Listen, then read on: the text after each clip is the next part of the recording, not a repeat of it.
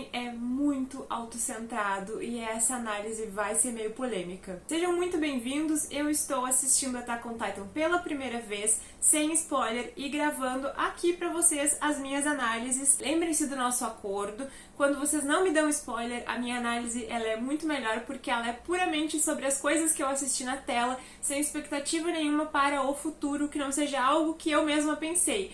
Então vamos seguir assim, sem spoilers, e vamos ao relatório número 5. Este vídeo vai cobrir o final da segunda temporada e vamos lá. A parte onde parei foi quando o Eren foi levado pelo Reiner e pelo Bertô, apelido carinhoso para o nome que eu não sei falar. E a gente tem uma reflexão da Mikasa, tá? E essa reflexão me deixou com pulgas atrás da orelha, com um gosto amargo na boca, porque a Mikasa, ela tem um momento bem emotivo, o que eu gostei muito, porque ela não é muito expressiva, né? E isso tinha sido uma crítica anteriormente, onde ela pensa. E ela acho que até comenta com o Armin como o Eren sempre vai na frente e deixa eles pra trás. Eu sei que nesse momento ela tá refletindo sobre momentos da infância, onde o Eren sempre fez o que ele quis e o Armin e a Mikasa que tinham que correr atrás dele pra se resolver. E também nesse momento onde ele vai junto, ele não vai por querer, mas ele é levado pelo Reiner e ela fica querendo ir atrás dele, é um momento bem emotivo e isso me deixou com a maior pulga atrás da orelha, porque me deu a sensação que num futuro talvez o Eren decida seguir um caminho que a Mikasa e o Armin não concordem. Não tenho certeza sobre isso, vocês sabem que as minhas análises são sem spoiler, eu não sei do que vai acontecer, mas eu já tenho experiência suficiente vendo obras de entretenimento para saber que a gente não deve ignorar as coisas que a TV nos mostra, né? Se aquela cena ela foi animada, se aquela cena existe, ela tem um propósito. Pode ser que esse propósito sirva só para essa cena de resgate, só pra colocar uma emoção da Mikasa ali, mas eu fiquei com a sensação de que no futuro o Eren talvez vá, tipo, dividir caminhos, sabe? Ele vai por um caminho, eles irão por outro. Tenho até um pouco de dificuldade de pensar nisso, porque eu não consigo ver a Mikasa abandonando o Eren de jeito nenhum, mas o fato dela ter dito isso ficou na minha cabeça. Agora, enquanto essas cenas aconteciam, eu particularmente não queria que o Eren tivesse sido resgatado. Eu fiquei com esse sentimento até o final da segunda temporada, porque eu quero ver o que tem na Vila do Reiner. Eu quero ver o que faz eles serem titãs, o que está por trás disso. É engraçado que o reconhecimento quer trazer o Eren de volta, provavelmente por medo do que vai acontecer com o Eren nessa vila, que eu não sei o que é, e também por medo de perder ele, né, que é um recurso valioso. Mas eu queria tanto ir acompanhar o ponto de vista desses personagens, queria que pelo menos a gente ficasse com o ponto de vista da Ymir, que vai junto, isso eu vou abordar mais lá pra frente, mas o fato é que a todo tempo que queriam resgatar o Eren, eu ficava pensando, não, deixa ele ir, porque eu quero ver o que tem lá, né, e a gente acompanha o Eren nessa história. Mas, de qualquer forma, enquanto essas coisas acontecem, o Reiner, ele tem uma crise de consciência, e eu achei essa crise de consciência muito interessante, porque ela vem de encontro a algumas teorias que eu já tinha, de que as pessoas que se transformam em titãs, pelo menos as que apareceram até agora, elas estão em sofrimento. A Anne chora várias vezes, aparece ela chorando no flashback, aparece ela chorando quando ela se fecha naquela pedra rígida. O Reiner tem uma crise de consciência onde parece que ele estava passando por um processo extremamente traumático, onde ele não tinha certeza se ele era soldado, se ele era guerreiro, e aí o Bertô, apavorado, fala pra ele, tipo, não, Reiner, tu não é soldado, já passou, tu é um guerreiro, aquilo foi de mentira. E aí é uma cena bem legal, achei muito interessante, e o Eren não enxerga essas coisas. Isso é muito importante para o que eu vou falar sobre o Eren mais lá pra frente, mas o Eren, ele está limitado pela sua própria raiva. Ele só consegue enxergar no Bertô e no Reiner as pessoas que destruíram a muralha e levaram à morte da sua mãe. Eu não estou julgando o Eren, eu acho que é um pensamento pessoal de vingança dele, muito compreensível, mas eu estou julgando o Eren soldado. O Eren não teve a frieza que ele precisava ter ali naquele momento pra mim, tá? Eu acho que outras pessoas no reconhecimento também foram prejudicados pelos titãs. O próprio Armin teve o avô dele mandado numa excursão e o avô dele nunca voltou. E só o Eren tem essa coisa dessa raiva que cega ele. E pra mim, enquanto assistia, tava tão claro que a gente precisava descobrir o porquê aquilo tava acontecendo, né? Então, se eu estivesse no lugar dele com a clareza mental que eu tenho agora, eu tentaria descobrir, investigar o que está acontecendo ali, ao invés de tentar matar e fazer uma vingança. É óbvio, minha mãe está super bem, ela não foi morta por um titã, então é um julgamento frio que eu faço, não sendo o Eren. Um apontamento sobre essa cena, o Reiner chama o Eren de alguma coisa com C. Eu acho que é coordenada, mas eu não tenho certeza, eu não anotei na hora. Mas essa cena deixa claro que o Eren é um passo importante de algo maior, de um cenário maior, algo maior está acontecendo que a gente não está enxergando, então eu volto ao meu interesse de saber o que é isso.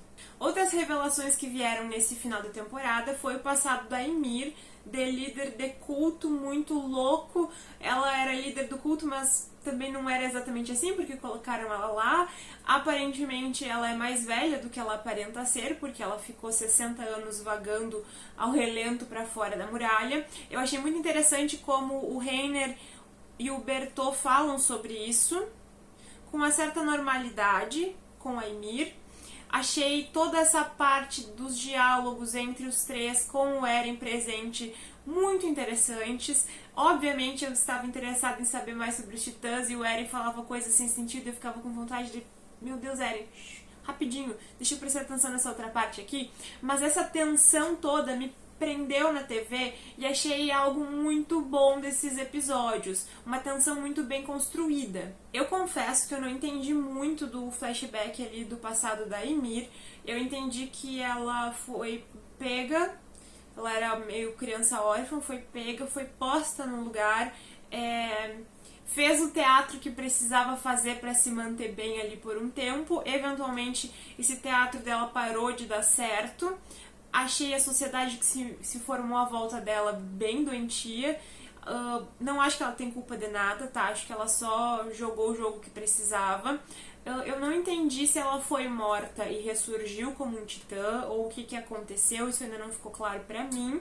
Mas acho que esse mistério todo reforça ali a ligação entre a Ymir e a Krista. Eu não tenho certeza sobre como a Krista vem a se conectar com esse passado da Ymir, acho que até com o passado talvez não, mas o fato das duas serem duas personagens que viveram uma vida misteriosa, com mentiras, com segredos, achei que tudo combinou muito bem, assim, sabe? E as duas personagens têm uma química imensa, eu gostei muito de ver como elas confiam uma na outra, apesar das duas serem suspeitas, no mínimo. Eu diria que as duas têm informações suspeitas acerca de si.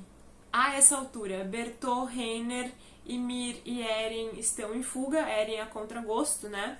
E o que acontece é que os amigos do reconhecimento, aquele pessoal dos cadetes, conseguem alcançar eles e eles começam um papo muito interessante, na minha opinião, para tentar libertar o Eren, para tentar fazer o Bertô soltar o Eren.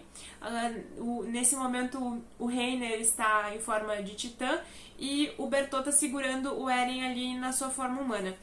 E achei muito interessante como isso acontece, porque eles usam recursos de camaradagem, eles trazem assuntos do passado, eles falam sobre o Bertô dormindo na época da escola de cadetes, vamos colocar assim.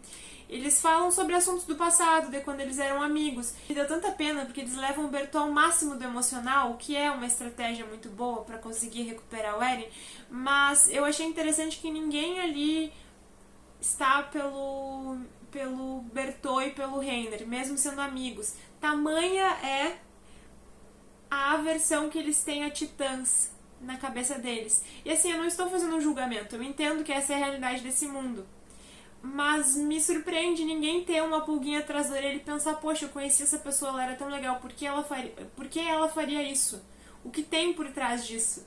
E eu acho que nesse sentido, trazendo um comentário extremamente pessoal, eu me identifico muito com a Randy, porque em todo momento eu fiquei querendo saber o porquê E o que tava levando as pessoas a fazerem isso, ao invés de só rechaçá-las e pensar, sai daqui, Titã, sabe? Como esses personagens estão fazendo. Então, um beijo, Randy. Mas voltando à análise, os amigos do reconhecimento levam o Bertô a ficar muito estressado, pra ele estourar e soltar o Eren, né? E o Bertô, num rompante emotivo, ele fala, ninguém mata pessoas por querer. E aí, nesse momento, eu bati palma, porque eu tinha certeza disso há muito tempo atrás. Eu tinha certeza. Eu tenho certeza que algo tá rolando com essas pessoas, elas estão em sofrimento, ninguém mata porque quer, ninguém é feliz fazendo isso. Então, uhul, acertei essa pelo menos. Detalhes que eu anotei sobre essa cena, e eu tô lendo aqui no meu roteiro, incluem o fato de que essa ideia de fazer uma pressão psicológica foi do Armin, e eu achei o Armin o GOAT da segunda temporada, pelo menos do final, né? Calma, do final. Da segunda temporada, porque foi genial. Foi genial. Ele usar o fato deles serem amigos e tal. E eu também gostei muito do discurso do Erin, porque em determinado momento o reconhecimento está muito ferrado. Tudo tá meio perdido. E aí o Erin faz um discurso sobre fazer o que tem que fazer e vamos recuperar o Eren, e a Mikasa imediatamente segue o que ele tá falando. Isso foi tudo muito legal. Eu não estou falando muito sobre as cenas em si, vocês sabem que eu prefiro falar sobre os personagens, seus relacionamentos, o que tá acontecendo, do que a animação, mas eu achei toda a cena de perseguição muito incrível e divertida de olhar, sabe? Me tirou o fôlego, eu fiquei com a atenção bem presa na TV, então saibam que essa é a minha posição sobre isso. Eu vi agora no meu roteiro que o Eren, de fato, ele é chamado de coordenada, então eu tava certa. Eu anotei isso mais pra frente.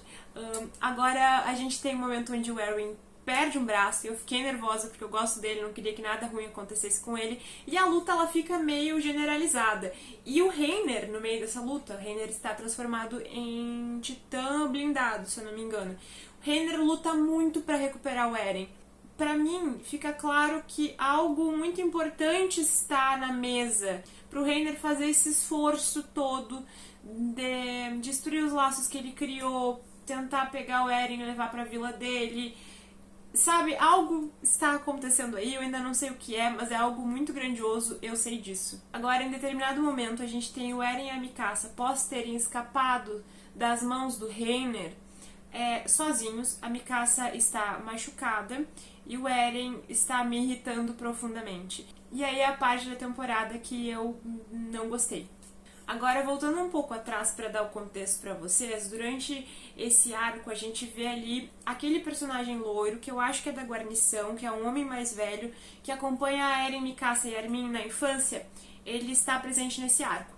E nesse momento onde Eren e Mikasa, eles estão sozinhos no campo, porque eles caíram no chão, sem equipamento, a gente tem esse cara ajudando eles, porque aparece, do nada, o Titã que comeu a mãe do Eren.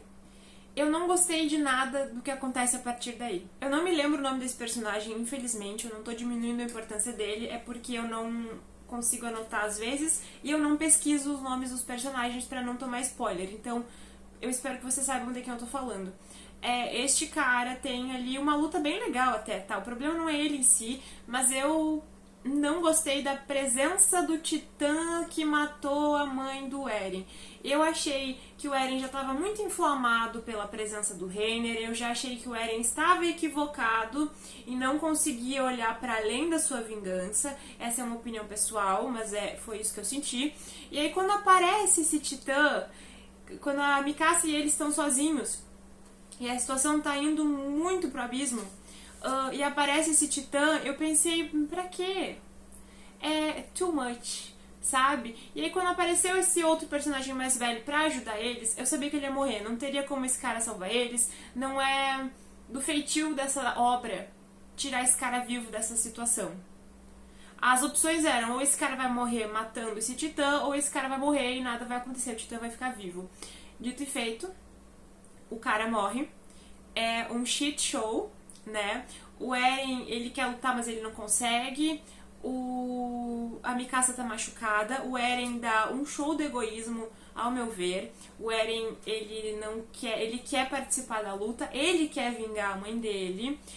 Ele não tem condição pra isso, ele tá arriscando a vida dele e da Mikasa, porque a Mikasa não abandona ele por nada, então ele tá arriscando a vida ali dessa pessoa que é tão importante pra ele também.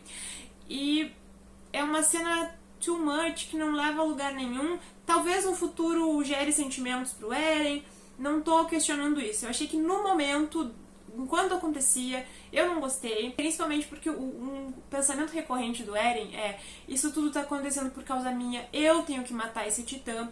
E a minha grande questão é que esse outro personagem, enquanto luta com esse titã que matou a mãe do Eren, ele ganha tempo pra Mikasa e pro Eren fugirem. E o Eren não quer, porque ele quer ser a pessoa que vai matar aquele titã. Isso não é um egoísmo? Eu vejo isso como um egoísmo, tá? Ainda mais no momento onde ninguém tá conseguindo fazer nada. Ele tinha que pegar a mão da Mikasa e sair correndo. E ele não faz isso. Ele fica num diálogo, num monólogo interno de era eu que tinha que fazer essa vingança acontecer. E assim, eu já falei aqui que eu acho o Eren por vezes bem psicopata, bem raivoso de um jeito incontrolável. Eu acho que isso vazou agora um pouco nesse momento. Eu acho que isso não é à toa. Eu acho que a série nos mostra... Vai ter que ter uma finalidade pra isso, eu ainda não sei qual é, mas eu vejo isso como sendo o Eren lutando contra suas próprias trevas, talvez, não sei, mas não gostei que isso aconteceu, achei que podia ser de outra forma, achei demais. Se a temporada deixasse eles escaparem com o falecimento desse outro personagem de outra forma, seria triste, seria mais um motivo pra se revoltar no futuro, mas o fato de ser o titã que matou a mãe do Eren, eu achei um recurso que achei exagerado, não sei explicar, galera, isso me incomodou, tá?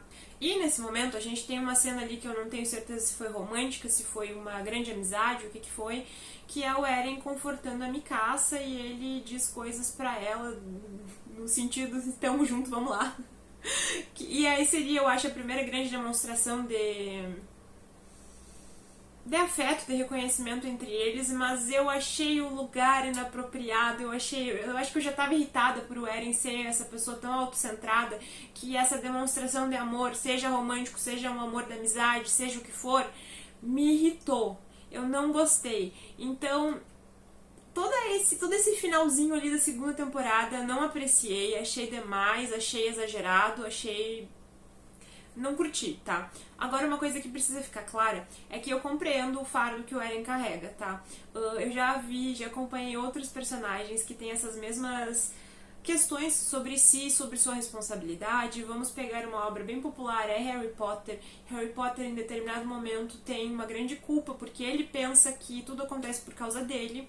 O Cedrico morre por causa dele, as pessoas se machucam por causa dele, as pessoas estão sendo perseguidas por causa dele, tem toda a função da armada de Dumbledore. Eu já vi personagens sentirem esse fardo e serem até um pouco egoístas, então a crítica não é a isso em específico. Eu não estou criticando o fato do Eren ser egoísta e vendo isso como um defeito e dizendo esse personagem não deveria ser assim. Não, eu enxergo esse personagem por completo. Por isso eu acho que vai ter mais algum desenrolar sobre isso lá na frente, e por isso eu acho que em determinado momento a Mikasa vai estar certa e o Eren vai ir por um caminho enquanto ela e o Armin vão por outro. Essa raiva do Eren, ela não pode ser à toa, embora isso me irrite. Faz sentido? Espero que eu tenha conseguido passar o meu ponto aqui, mas eu diria que a crítica negativa a esse final da temporada seria a presença do Titã que matou a mãe. Isso eu achei demais. Mas todos esses aspectos sobre a personalidade do Eren eu compreendo. Eu juro, prometo que eu vejo ele como um personagem completo. Eu tenho o direito de não gostar de algumas características dele, entendendo que isso faz parte dele e não querendo mudar ele, sabe? Agora, só pra encerrar esse vídeo que está gigantesco, a gente tem a Ymir deixando a história, né, que é a Krista, e voltando pro Reiner. Acho que eu já falei aqui, eu achei isso bem legal, eu gostei ali da aliança das pessoas que viram titãs, achei legal, quero ver mais sobre isso, tô gostando muito desse núcleo. Às vezes eu acho eles até mais interessantes que o reconhecimento. Eu anotei que me chamou a atenção que o Reiner se preocupa com o Bertô, eu gosto dessa amizade. Uma anotação mental que eu fiz também foi que o Bertô gostava da Krista, eu não sabia disso, fui pega de surpresa. E agora, para ir encerrando essa análise, eu anotei também que o Eren ele consegue influenciar os titãs à sua volta. Eu já não me lembro se ele dá um berro, grito, qual que é a ação que ele executa, que ele consegue influenciar os titãs à volta dele, mas eu vi isso e... bom saber, né? Existem outros tipos de titã que também influenciam os outros, então seria o Eren um titã cabeludo que está depilado? Pra pegar essa referência, tu precisa ter assistido os outros vídeos. E falando em cabeludo, apareceu um homem cabeludo no ombro de um titã bestial, que era o titã que eu chamava de titã cabeludo, e nesse momento eu precisei somente aceitar e abrir o meu coração para esse anime que me traz tantas dúvidas quanto esclarecimentos. Essa análise em específico foi gravada uma semana depois de eu assistir o final da segunda temporada. Eu passei uns dias doente, eu não consegui mais assistir nada, nem gravar nada, eu peço desculpas pra vocês. Inclusive, eu fiz um roteiro bem extenso, porque eu sabia que eu não ia conseguir lembrar, né, de cabeça, assim, então acho que eu posso ter deixado alguns detalhes de fora da análise, mas eu fiz o meu melhor. Esse vídeo ele vai ter que ser dividido provavelmente, porque ele já tá gigantesco. E espero que vocês tenham gostado. Por favor, não mandem spoiler.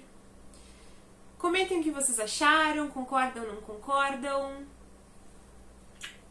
Um grande beijo e até a próxima.